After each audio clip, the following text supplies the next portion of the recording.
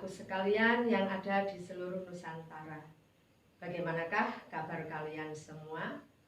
Semoga kalian selalu dalam keadaan sehat. Dan kalian harus tetap semangat ya, walaupun kalian belajar dari jarak jauh. Dan jangan lupa selalu mematuhi protokol kesehatan. Baiklah anak-anakku sekalian, pada kesempatan kali ini, kalian akan belajar biologi bersama saya, Nuni Keswati SPD, dari SMA Negeri 5 Metro, Lampung. Kali ini, saya akan menjelaskan materi tentang ekosistem. Adapun tujuan pembelajarannya adalah yang pertama, siswa dapat memahami pengertian ekosistem. Yang kedua, siswa dapat memahami jenis ekosistem. Dan yang ketiga, siswa dapat memahami komponen penyusun ekosistem. Anak-anakku sekalian, adakah kalian yang sudah mengerti apa itu ekosistem? Ya, benar. Ekosistem adalah hubungan timbal balik antara makhluk hidup dengan lingkungannya. Nah, hubungan timbal balik di sini saling memberikan pengaruh di antara keduanya. Anak-anak, kalian harus tahu bahwa ekosistem terdapat di semua belahan bumi. Ada ekosistem hutan, ekosistem laut, ekosistem padang rumput, dan lain-lain. Ekosistem itu tersusun atas ada individu, populasi, komunitas. Di sini saya akan menjelaskan apakah individu itu. Individu merupakan makhluk hidup yang berdiri sendiri atau sering disebut sebagai makhluk tunggal. Sebagai contoh, seorang manusia, seekor hewan, sebatang pohon. Selanjutnya, populasi.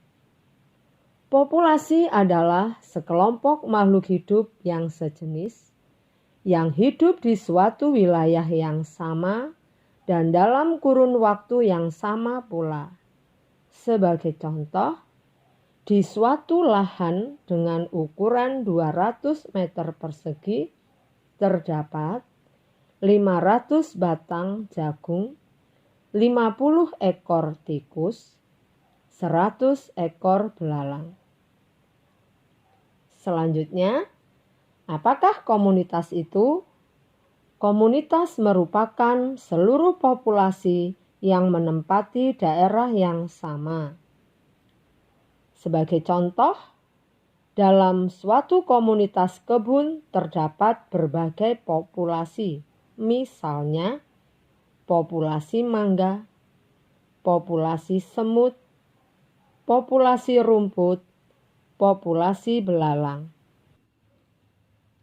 Anak-anakku sekalian, setelah kalian memahami pengertian dari ekosistem, mari kita lanjutkan jenis ekosistem. Ekosistem ada dua jenis, yaitu 1. Ekosistem alami, dan yang kedua ekosistem buatan. Anak-anak, adakah kalian yang sudah mengetahui apakah ekosistem alami itu? Iya, benar.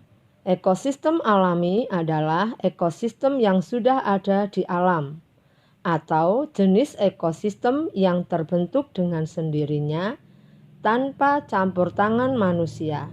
Dengan kata lain, diciptakan oleh Tuhan. Sebagai contoh, laut, sungai, hutan, dan sebagainya. Yang kedua, ekosistem buatan. Ekosistem buatan adalah ekosistem yang dibuat oleh manusia. Artinya, terbentuk karena adanya campur tangan manusia. Nah, anak-anak, ekosistem ini dibuat karena digunakan untuk memenuhi kebutuhan hidup manusia. Sebagai contoh, akuarium, sawah, kolam, bendungan. Anak-anakku sekalian, mari kita lanjutkan dengan komponen penyusun ekosistem. Komponen penyusun ekosistem terdiri dari dua, yaitu komponen biotik dan abiotik.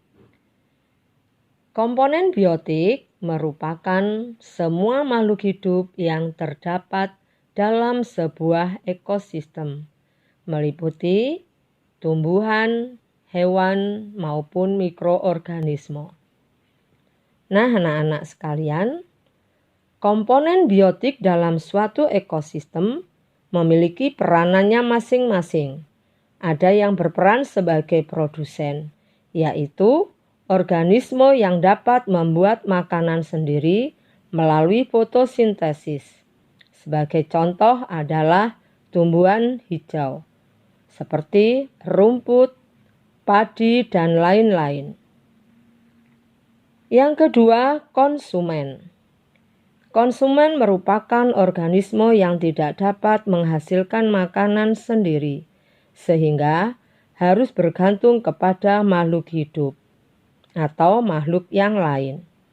Dan yang ketiga, dekomposer atau pengurai, yaitu kelompok organisme yang berfungsi menguraikan sisa-sisa makhluk hidup yang sudah mati. Dalam hal ini, merupakan kelompok mikroorganisme seperti bakteri dan juga jamur. Komponen yang kedua adalah komponen abiotik. Komponen abiotik merupakan komponen yang tidak hidup atau kelompok benda-benda mati. Nah, anak-anak, komponen abiotik ini menjaga keseimbangan suatu ekosistem.